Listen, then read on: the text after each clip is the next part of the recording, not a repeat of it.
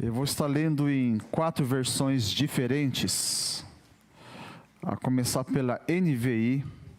Diz aqui a palavra do Senhor: deleite-se no Senhor e Ele atenderá aos desejos do seu coração. Entregue o seu caminho ao Senhor, confie nele e Ele agirá. Olha que palavra boa para começar o ano. Ter o desejo do nosso coração sendo atendido pelo Senhor.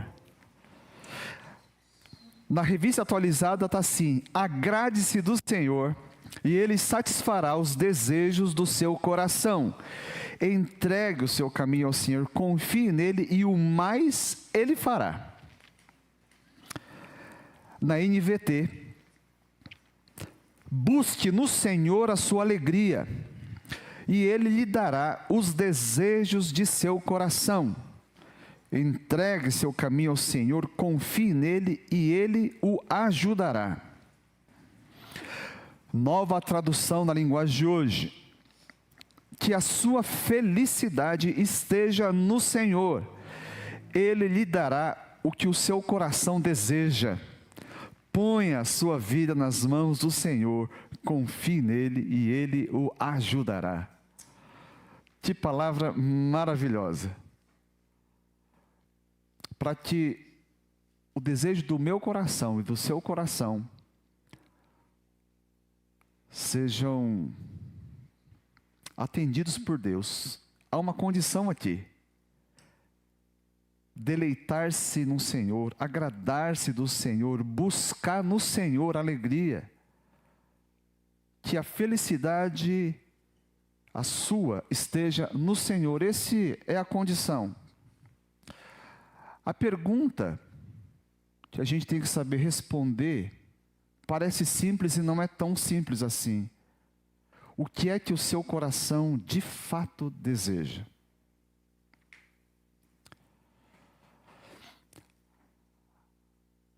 Há mais de 20 anos, tempo que eu lecionei num seminário teológico, por causa dos meus estudos e por causa das aulas que eu tinha que dar, eu fiz algumas pesquisas em comunidades terapêuticas. E uma que me chamou muita atenção era os comedores compulsivos anônimos. E a gente acha que o grande desejo de quem frequenta os comedores compulsivos anônimos seja comida, né? Porque é isso que eles têm em comum. E participando das reuniões e ouvindo o depoimento dos seus frequentadores, ficou muito claro que a compulsão pela comida, para a maioria deles, era um meio para se alcançar aquilo que o coração desejava. Não era o fim. O que eles mais queriam não era comida, mas aquilo que a comida ia proporcionar por alguns vazios que eles carregavam dentro de si.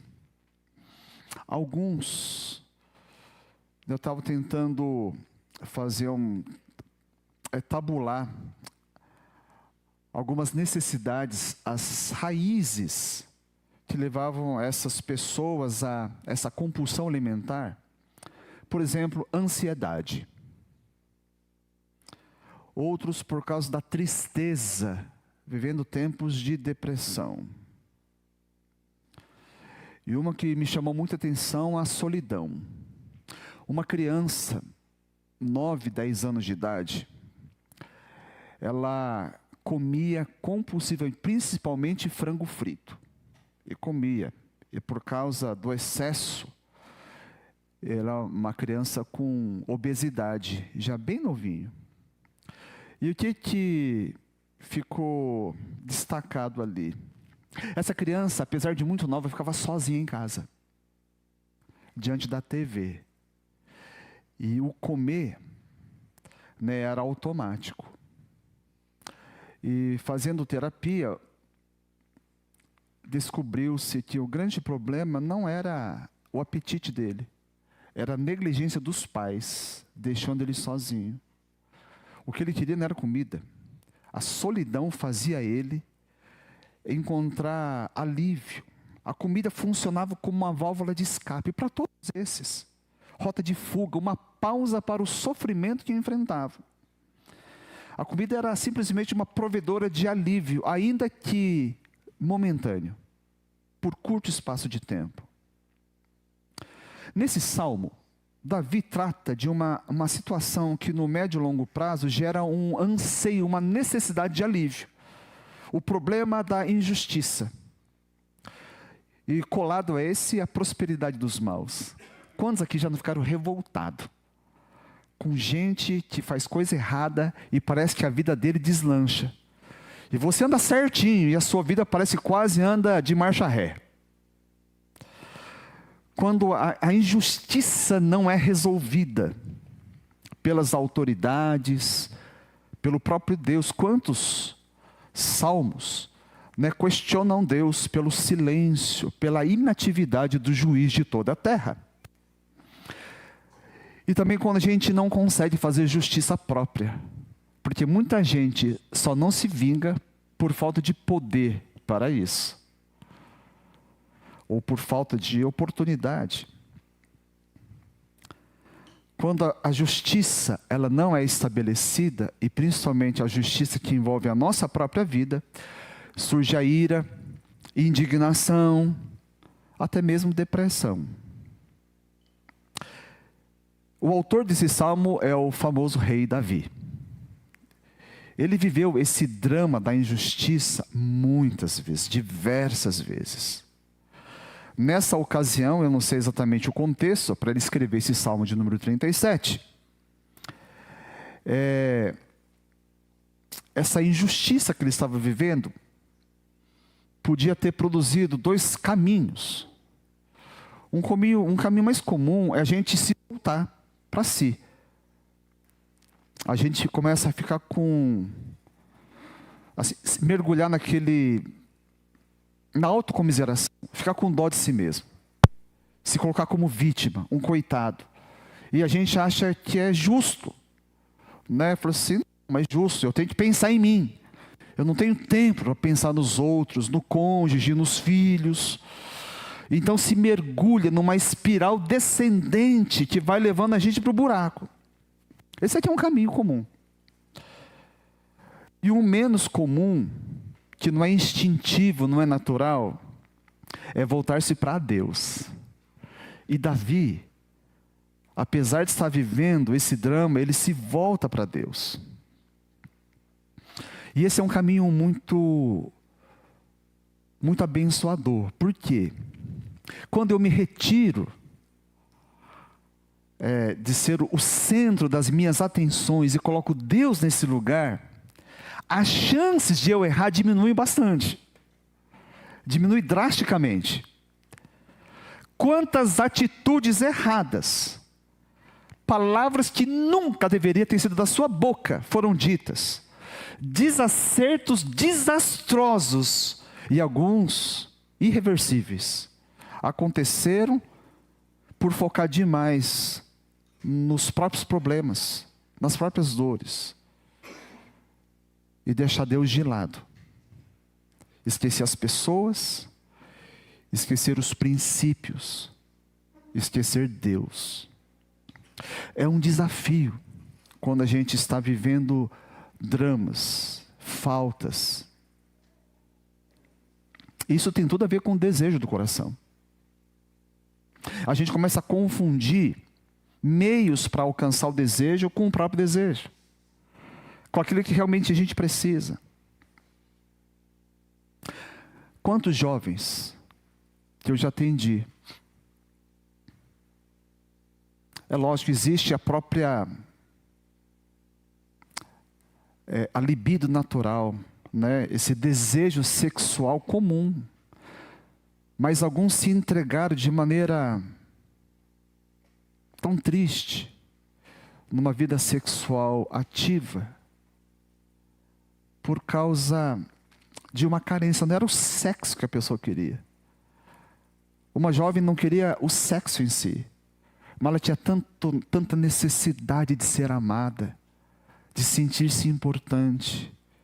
E acreditou que se entregando naquele relacionamento aos apetites sexuais do namorado, ela conseguiria. E para desgraça dela, aquilo só afundou cada vez mais. Porque foi descartada. Ela foi usada. Entregue o seu caminho ao Senhor, diz o texto sagrado. Na linguagem de hoje, ponha a sua vida nas mãos do Senhor. Começa assim. As escolhas, os caminhos, definem o lugar onde a gente vai chegar. Não dá para você ir para lá e chegar em São Paulo, a não ser que você dê uma volta completa no globo terrestre, tá certo? São Paulo é para lá, para quem não sabe.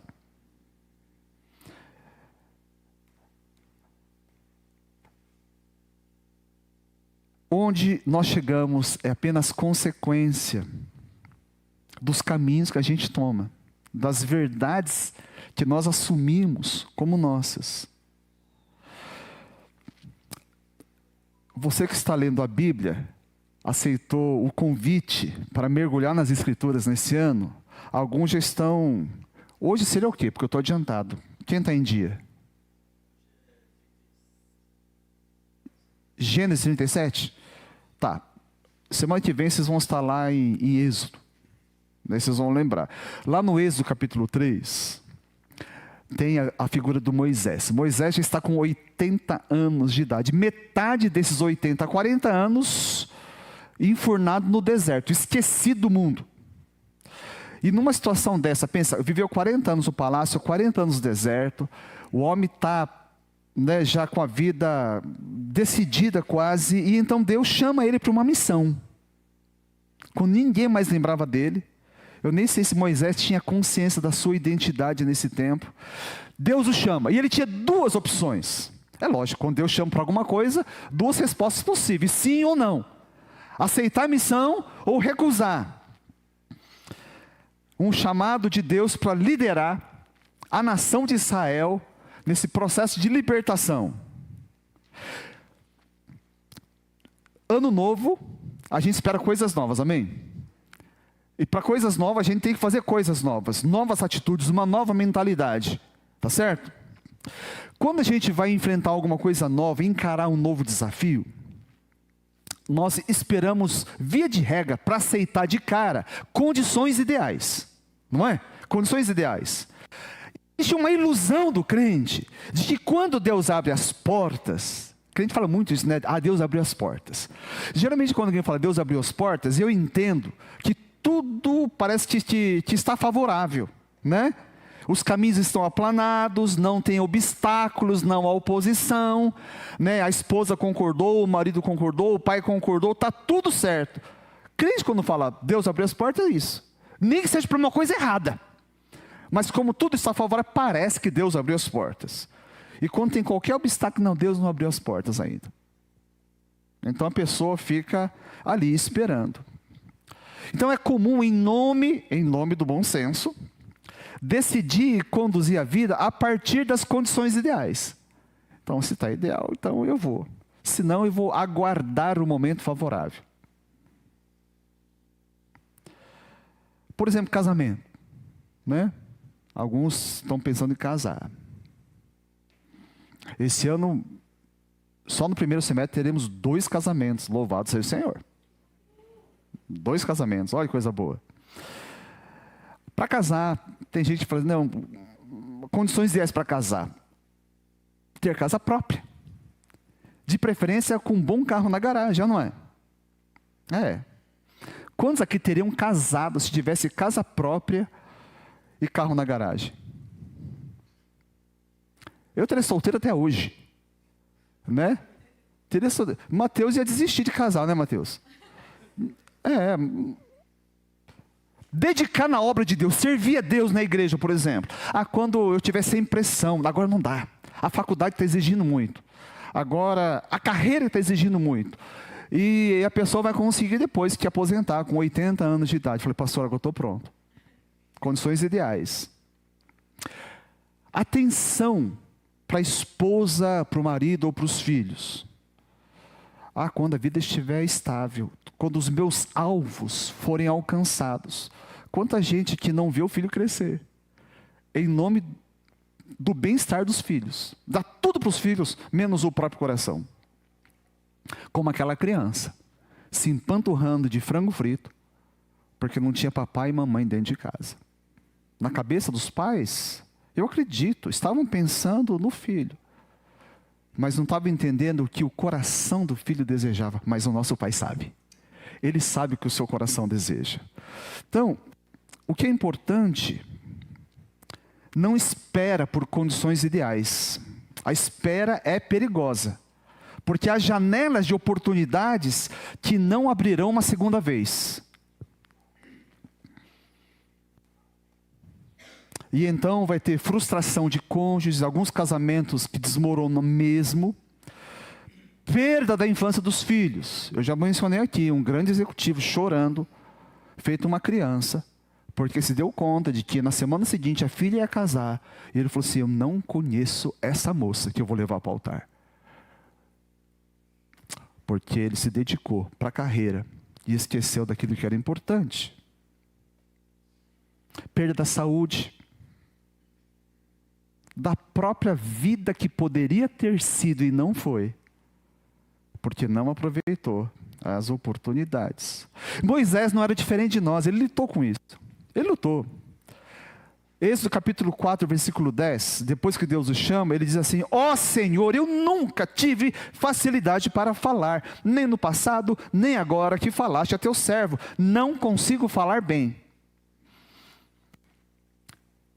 Ele está dizendo assim: Deus, o Senhor escolheu o cara errado. Eu sou inadequado para essa missão. Olha, não sei nem falar direito. O povo nem vai dar ouvidos. Eu saí fugido do Egito. O meu próprio avô adotivo, o faraó, queria me matar. Isso há 40 anos. E hoje eu sou velho, não sou ninguém. Quem sou eu?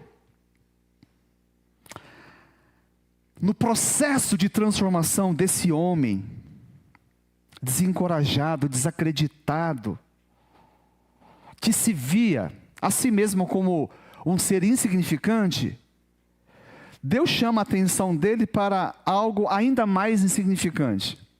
Lá no capítulo 4, versículo 2, ainda, nesse mesmo capítulo,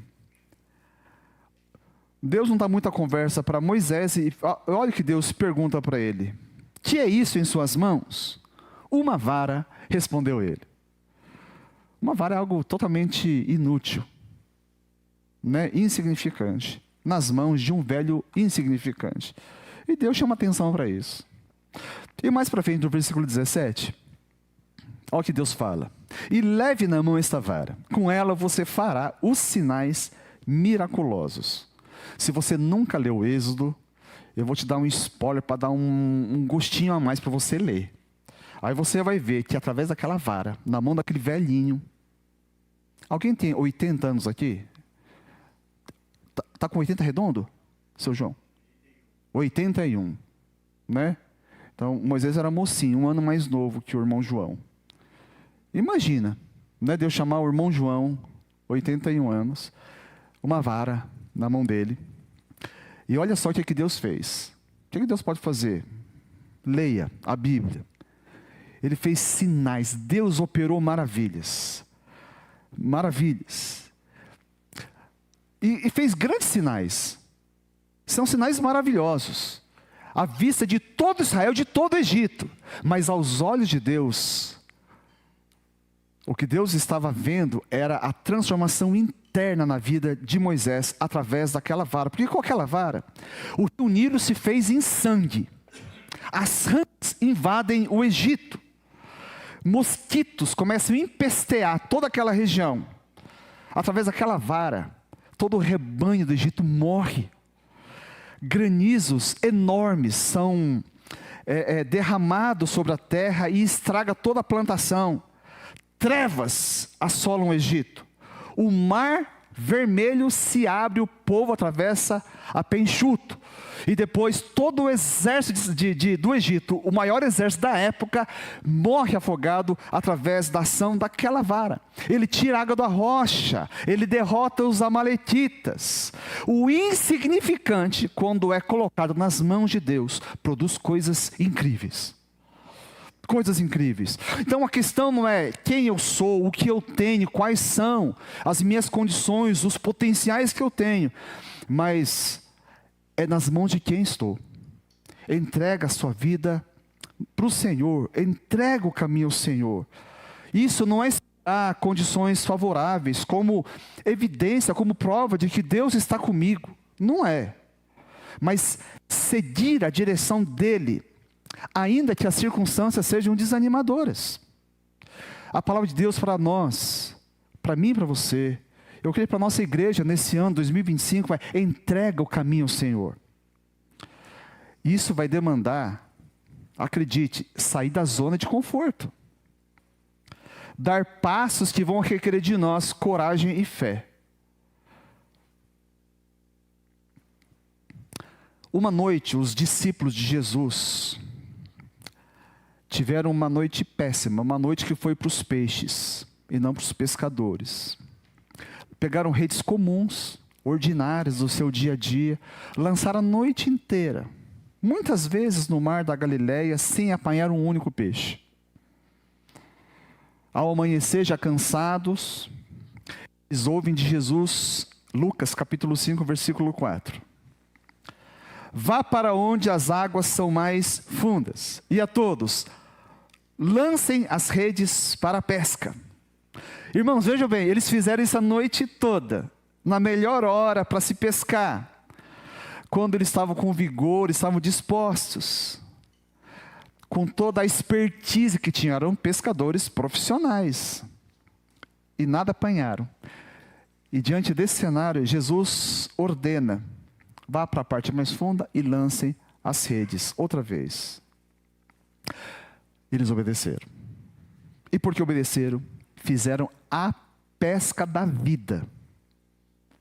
A obediência produziu um resultado que nem nos melhores sonhos eles podiam imaginar. Quando a gente se agrada do Senhor e confia os nossos caminhos a Ele, o extraordinário pode acontecer. E lembrando, entregar os caminhos não tem a ver com condições favoráveis. O crente anda por fé. Quando Jesus estava andando, e depois de um dia inteiro, com o povo faminto, mais de 5.000 homens, fora mulheres e crianças, a gente pode pensar em mais de 10.000 pessoas, porque numa igreja sempre tem mais mulheres e crianças, não é? É só contar os homens aqui dessa igreja. Pensa em mais de 10.000 pessoas ali. Jesus se compadeceu, tinha que de comer, acharam só um menino, 5 pães e 2 peixes só. Ridículo. Não é nada, é insignificante. O discípulo André, ele chegou a dizer, mas o que é isso para tantos? Ele era um cara objetivo, lógico, né? Ele era um engenheiro. Engenheiro tem dificuldade com fé, tem que orar mais. Em outras palavras, não serve para nada esse tanto aqui. E às vezes a gente pensa isso, com os recursos que nós temos, com as nossas capacidades, não dá para fazer nada. E André estava certo, irmãos. Não servia para nada mesmo. Não daria nem uma migalha, né, para cada um. Mas quando aqueles 5 pães e 2 peixes são colocados nas mãos do Senhor, o extraordinário aconteceu. 5.000 homens, mulheres, crianças, comeram e sobrou ainda 12 cestos. Às vezes, o que temos, o que somos é mesmo insignificante. Eu mesmo pensei muito nisso. A minha relutância para me tornar um pastor em tempo integral, alguns sabem, levou 5 anos. É porque eu falei, não, eu jamais vou conseguir. Quem sou eu? Eu não sei falar. Né? Eu ficava vermelho. Eu, como todo rapaz normal, eu gostava de meninas. Você gostava de meninas também, Daisp? Eu chegava perto das meninas, eu não conseguia falar porque ficava vermelho. Né? Aquilo me deixava mais sem graça ainda. Um cara que não consegue nem falar com uma menina que gosta, você acha que vai falar com uma igreja inteira? Eu falei assim, não dá, eu não consigo, igual Moisés, eu não sei falar. O que eu tenho é suficiente, eu sou inadequado, eu sou imperfeito, não importa. Coloque nas mãos de Deus, disponibilize para Deus, entrega em confiança e aguarde. Milagres podem acontecer. Milagres podem acontecer. A palavra para 2005, a gente está entendendo que é isso, é a graça do Senhor. Coloque a sua vida nas mãos de Deus de maneira assim intencional. O Salmo de número 1, no versículo 2, ele fala que tipo de pessoa é uma pessoa feliz, uma pessoa bem-aventurada. É aquele que tem a sua satisfação na lei do Senhor, e nessa lei medita dia e noite. Por que é feliz? Pela consequência. Olha lá no versículo 3. Ele será como árvore plantada à beira de águas correntes, que dá fruto no tempo certo, e suas folhas não murcham. Tudo que ele faz, prospera. Olha só, uma vida frutífera, próspera. Quem que não fica feliz? Deus não chamou o crente para ser um derrotado. A prosperidade faz parte do plano de Deus. A felicidade tem a ver com isso. Agora, para isso a gente precisa aprender a viver a maneira de Deus. E a gente não consegue viver a maneira de Deus se não tiver prazer na lei do Senhor. Por isso a gente sempre insiste nessa igreja, para o crente se apegar à palavra de Deus, para ler. O nosso presidente, o pastor Eduardo Goya, ele insistiu tantas vezes agora nesse retiro de pastores. Nesse ano de centenário, vamos fazer 100 anos de Igreja Holiness no Brasil. Né? Para a gente se apegar à palavra. Temos que conhecer a palavra, porque através da palavra nós conhecemos a Deus e Deus vai...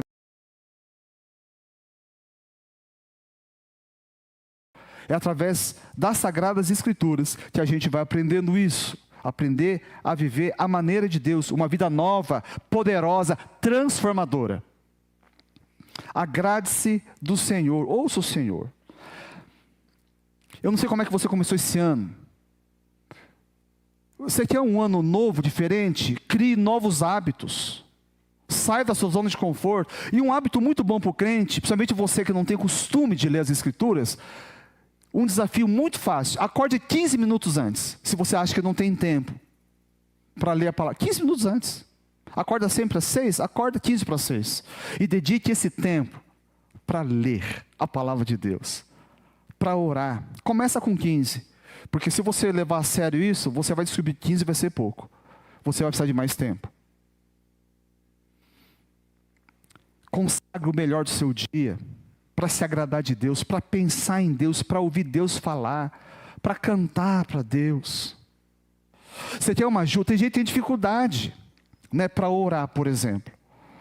Precisa de gente. Assim como alguns sozinho não faz caminhada, quem caminha com mais uma outra pessoa, se não é difícil? Tem alguém assim ou não? Não? Ela só precisa. Tem gente que precisa, né? Para coisas difíceis, porque para comer ninguém precisa de companhia, não é? Comer qualquer um consegue sozinho, mas para as coisas mais difíceis. Quer uma ajuda para a sua vida de oração? Alguns não sabem, mas sabia que já faz quase 5 anos que de segunda a sexta, todos os dias, já há 5 anos, até feriado, dia 1º de janeiro, 25 de dezembro, tem um grupo nessa igreja que às 6 horas da manhã se reúnem virtualmente no Google Meet para orar junto, das 6 às 6h30. Você está convidado para participar desse grupo. Ah, mas eu vou estar sozinho, cara. Mas você sabe que mais outros estarão ali naquela mesma hora. A gente se reúne, às 6 horas em ponto nós começamos. Uma reflexão bíblica de 3 minutos, no máximo 5. Então a gente investe os outros 25 minutos para orar, cada um na sua casa. E nós oramos. E às 6h30 nós encerramos com uma oração e cada um vai. Já há 5 anos. Para alguns que não tinham o costume, o hábito, ganhou esse hábito de modo que, ainda aqui nas férias, tem gente que está lá, no Nordeste, está no outro país, quando o fuso horário permite, na hora, ele, né, pastor Mateus? Tem gente que surpreendentemente está assim. Esse ano, de 25 de dezembro, 1º de janeiro, tinha gente. Falei assim, pastor, eles são doidos, mas crente é doido mesmo. Né? Ele tem prazer porque eu oro. Nas minhas férias eu estou ali, porque o crente ora sempre. Ninguém tira férias de Deus. Você quer protagonizar uma história nova nesse ano? Você precisa ter uma mudança poderosa também na sua vida. Né? Experimente. E então algo muito maravilhoso pode acontecer na sua vida, através da sua vida, na vida dos outros. Moisés, Pedro e tantos outros tiveram um ponto na história deles que transformou o curso de suas vidas. Quando eles se colocaram na presença de Deus, sob a direção de Deus, ainda que as circunstâncias não fossem nada favoráveis, convidativas para isso. Você não saberá, não tem ideia para onde esse caminho vai te levar, até que você se entrega a isso. Porque o novo, a gente desconhece, né? O espantoso, algo que a gente não consegue imaginar. Pensa, aquele homem que era um simples pescador, ele se tornou numa das colunas da igreja. E até hoje nós falamos dele, acabamos de falar aqui do apóstolo Pedro. Um idoso com 80 anos de idade, esquecido no deserto, desacreditado de si mesmo, porque ele entregou o seu caminho ao Senhor. Ele tornou no maior líder que Israel já teve. Nunca Israel teve um líder da estatura de Moisés. Ele conduziu mais de 1 milhão de pessoas pelo deserto, sem nenhuma experiência anterior, sem nenhuma logística inteligente. Ele criou uma legislação que todo mundo ocidental, as leis modernas, têm a ver com os 10 mandamentos. Pode ver, qualquer país normal do mundo, matar é crime. Adulterar é errado. Né?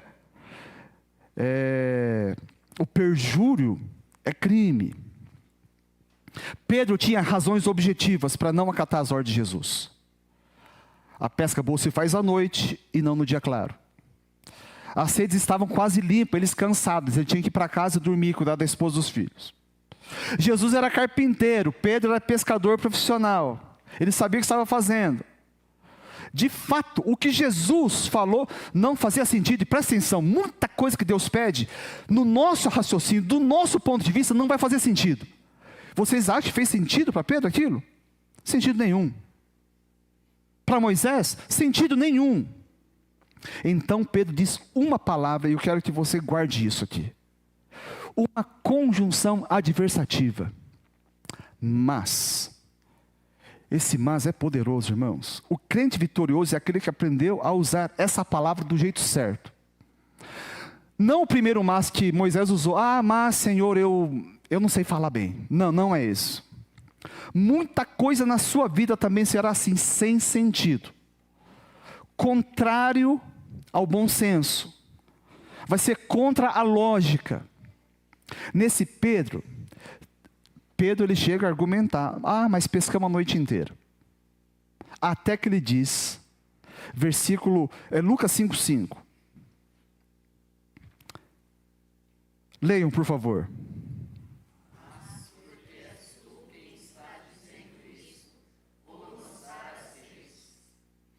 Mas, porque és tu. Não é porque é meu desejo, porque é meu plano, porque eu sou insistente, porque eu não desisto nunca, mas é porque o Senhor está falando. Eu vou lançar sedes. Mas, esse foi o ponto de virada na vida de Pedro. A semente da transformação. Quando ele retirou as mãos do leme de sua vida e confiou para que Jesus conduzisse. Que mais poderoso é esse, irmãos? Deixar a lógica própria de lado para se submeter a Deus.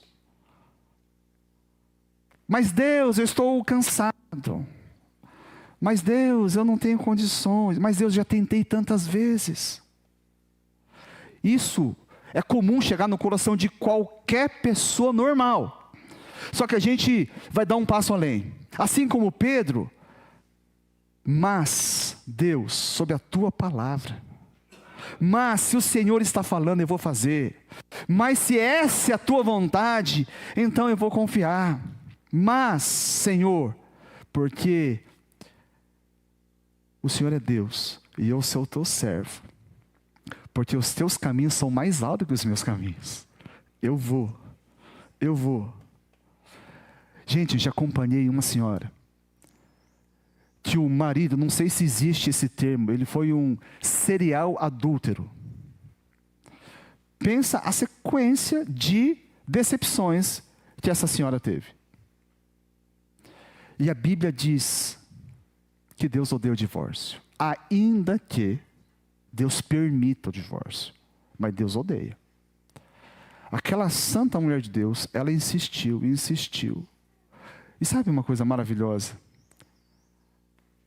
Se ela tivesse parado na penúltima vez, ela teria perdido algo poderoso da parte de Deus. Se parou na penúltima vez. Porque na última, Deus entrou naquele casamento. Deus converteu seu marido. Deus transformou aquele relacionamento em algo lindo de se ver. Até hoje estão casados, porque eu encontrei. Até hoje. E o casamento foi transformado. Tem muita gente que dá as mãos antes de casar, né? E depois só pega na mão do outro, né? Quando tem que sair do buraco. Dá uma força aqui, me ajuda. Aquele casal que não se dava as mãos. Que cena bonita que eu vi. Eu ainda estava no ambiente de casamento, eu vi o casalzinho já de cabelos brancos. Aquele homem gentilmente conduzindo a sua esposa. Deus concedeu um tempo de alegria. Eu não sei se ainda estão vivos hoje. Mas, Deus, já tentei tantas vezes. A tua palavra não diz, mas eu acredito que a serpente teve cria. E ele é o filho da serpente. De tão ruim que é.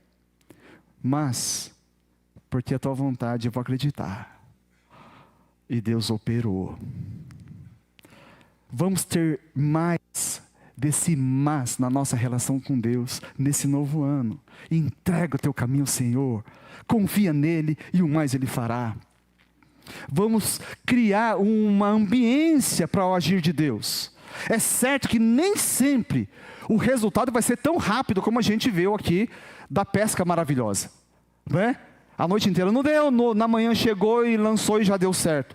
Aliás, eu acredito que a maior parte das vezes não será mesmo assim. No Salmo que a gente leu, o Salmo 1, diz que é como uma árvore plantada, que no devido tempo dá o seu fruto. O tempo devido. Tem árvore que você planta, ele dá no mesmo ano. Por exemplo, não é árvore, mas feijão, né? Você plantou esse ano mesmo você colhe. Mas tem frutíferas que levam 10 anos, 5 anos, 2 anos. É no tempo certo. O fruto virá. Algumas sementes plantadas hoje vão dar fruto só lá na frente, mas vão dar toda a colheita de qualquer maneira. É resultado obrigatoriamente de uma semeadura anterior. Porque se não semear, não vai nascer. Sem semeadura não há colheita.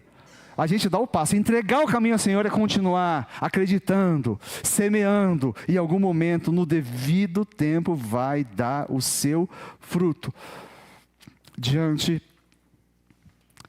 dos nossos temores, dos fracassos que a gente teve, do medo de decepção, quando a gente tiver aquele impulso de recuar, em relação à vontade de Deus. Veja bem, a gente não está falando de planos pessoais. Pedro fala assim, mas, de acordo com a sua palavra, quando você tiver certeza que é a palavra de Deus, não precisa de profecia. Não precisa de uma revelação. Não precisa de alguém mais espiritual para falar assim, olha, eis que eu te digo, meu filho. Se vier isso, amém. Basta a palavra de Deus para o crente. Senhor, sob a tua palavra, eu vou marcar posição. Eu vou prosseguir. Eu vou avançar. Eu não vou desistir. E então, aguarde. Você vai ter surpresas desse ano, mas combata o seu mas, os seus argumentos, as suas lógicas. Porque a nossa lógica, não é que a vontade de Deus não tem lógica, Deus tem lógica própria. Deus não se move pela nossa lógica. Vamos nos mover de acordo com a palavra. Esse é o convite para mim e para você. Mas, vamos fazer um mas muito grosso. Quando você estiver querendo desistir, dar ouvidos àquele sussurro de Satanás, diga bem alto. Diga para você mesmo, seu coração ouvir, para Deus ouvir, e para o diabo ouvir, e para ter retirada. É verdade, eu estou cansado. É verdade, eu já fui muito ferido. É verdade, eu já tive muitos fracassos. Mas, porque é a vontade de Deus, eu vou. Amém? Mas, vamos ser esse mais poderoso. Isso é agradar-se do Senhor. Entregar o nosso caminho ao Senhor. E a Bíblia promete. E Deus não pode mentir. E o mais Ele fará. E Ele agirá. E coisas surpreendentes nós vamos experimentar. Coloque-se de pé em nome de Jesus.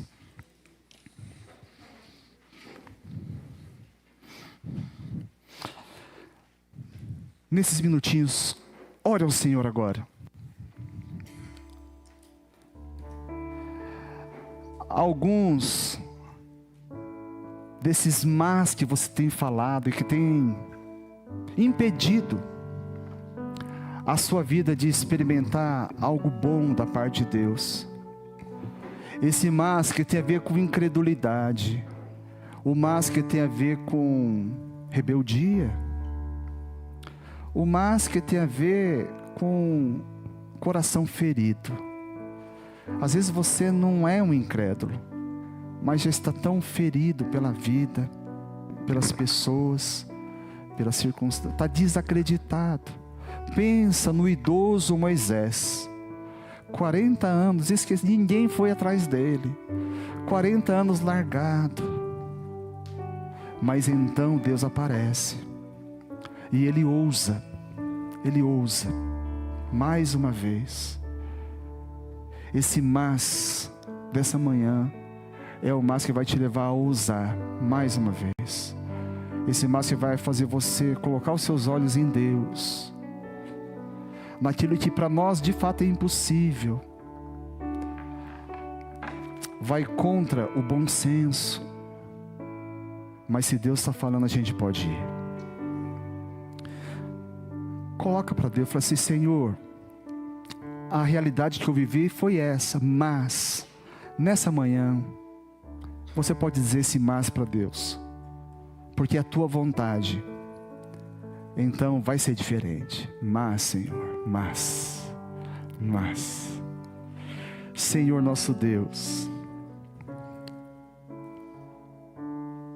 quantos aqui dentre nós já foram tão feridos, alguns ainda sofrem, ó Deus, de machucaduras que não fecharam, vivem debaixo da opressão de um passado que não ficou no passado, assombra o presente ainda. Algumas verdades da tua palavra que parecem verdades na vida dos outros, mas tão distante da própria experiência, causando inveja, Deus, inveja por não viver isso, aquilo que os outros vivem. Algumas impossibilidades que se materializam como impossibilidade devido à nossa relutância em crer. Deus, nessa manhã, ainda com um ano inteiro pela frente, queremos como igreja experimentar o novo que o Senhor tem, um novo momento, uma nova história, uma nova caminhada junto com o Senhor. Queremos, assim como o nosso irmão Pedro, ó Deus, das costas para todos os argumentos, por mais lógico que sejam, e declarar um mas com toda a força, aquele mas convicto, carregado de fé. Ó Deus, nenhuma fé em nós, no nosso próprio potencial, mas fé naquele Deus que está ordenando, e não apenas que ordena, aquele Deus que promete estar junto. Deus amado, em nome de Jesus, que esse mas possa ser declarado com toda a fé, ó Deus, e coragem para aqueles que estão vivendo momentos turbulentos no casamento, problemas e dificuldades relacionais com os filhos, vivendo tempos tumultuados por causa da enfermidade. Ó Deus, o trabalho que está complicado ou o trabalho que nem existe, o dinheiro que é sempre mais curto do que a data do próximo pagamento. Senhor amado, os desafios que tem na escola, desafios que tem no trabalho, tantos desafios, Senhor, não venha nos cegar, ó Deus, e nos roubar o momento presente, tão precioso, e que não deve ser negligenciado, para que aquilo que é importante, Deus, possa ser abraçado com seriedade, não negligenciado, ó Deus, e assim, cada um de nós aprender, e ajuda-nos a isso, Senhor, a traduzir isso para a vida prática, o que é na realidade, ó Deus, e na necessidade de cada um aqui, na prática, o agradar-se do Senhor, o que é de fato esse entregar-se a Ti.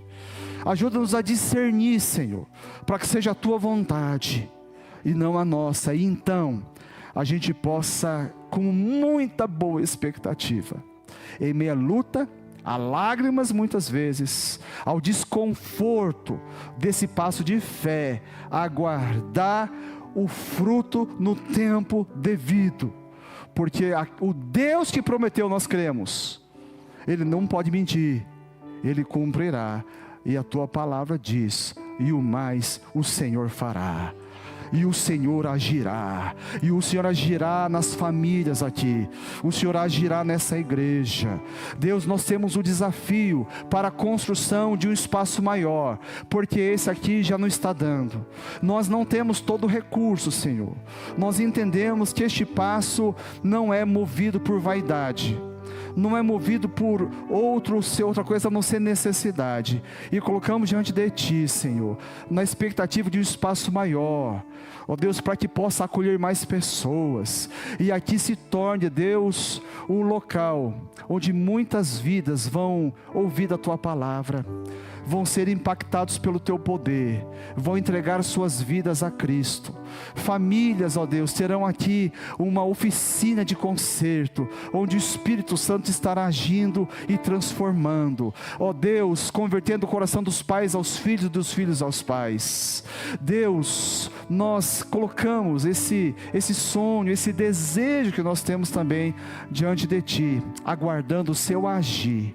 Deus, toma então nós, o Seu povo, nós queremos gritar muitos mas na Tua presença, em nome de Jesus, amém, Senhor.